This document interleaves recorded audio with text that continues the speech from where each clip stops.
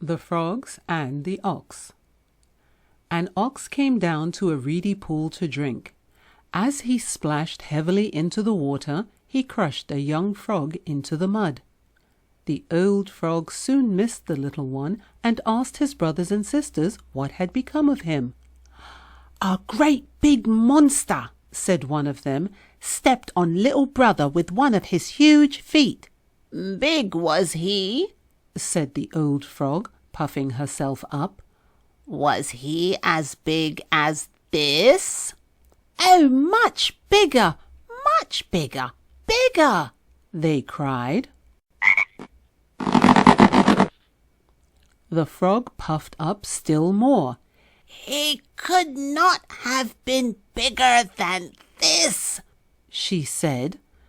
But the little frogs all declared that the monster was much, much bigger, and the old frog kept puffing herself out more and more until, all at once, she burst.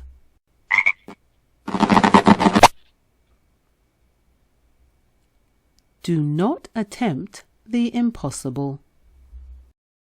Belling the cat. The mice once called a meeting to decide on a plan to free themselves of their enemy, the cat. At least, they wished to find some way of knowing when she was coming, so they might have time to run away. Indeed, something had to be done, for they lived in such constant fear of her claws that they hardly dared stir from their dens by night or day. Many plans were discussed, but none of them was thought good enough. At last, a very young mouse got up and said, "I have a plan that seems very simple, but I know it will be successful. All we have to do is to hang a bell about the cat's neck. When we hear the bell ringing, we will know immediately that our enemy is coming." All the mice were much surprised that they had not thought of such a plan before. But in the midst of the rejoicing over their good fortune, an old mouse arose and said, "I will say that the plan of the young mouse is very good. But let me ask one question. Who will bell the cat?" It is one thing to say that something should be done, but quite a different matter to do it. The Town Mouse and the Country Mouse. A town mouse once visited a relative who lived in the country. For lunch, the country mouse served wheat stalks, roots, and acorns with a dash of cold water for drink. The town mouse ate very sparingly, nibbling a little of this and a little of that, and by her manner making it very plain that she ate the simple food only to be polite.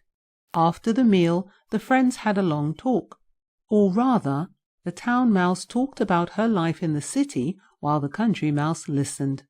They then went to bed in a cozy nest in the hedgerow and slept in quiet and comfort until morning.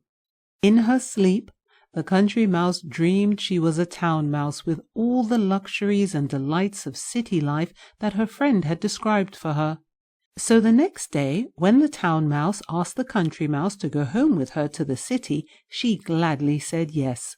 When they reached the mansion in which the town mouse lived, they found on the table in the dining room the leavings of a very fine banquet. There were sweetmeats and jellies, pastries, delicious cheeses, indeed, the most tempting foods that a mouse can imagine.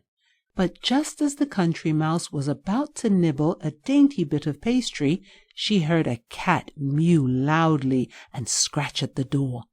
In great fear, the mice scurried to a hiding place where they lay still for a long time, hardly daring to breathe. When at last they ventured back to the feast, the door opened suddenly, and in came the servants to clear the table, followed by the house dog. The country mouse stopped in the town mouse's den only long enough to pick up her carpet bag and umbrella. "You may have luxuries and dainties that I have not," she said as she hurried away. "I prefer my plain food and simple life in the country with the peace and security that go with it." Poverty with security is better than plenty in the midst of fear and uncertainty.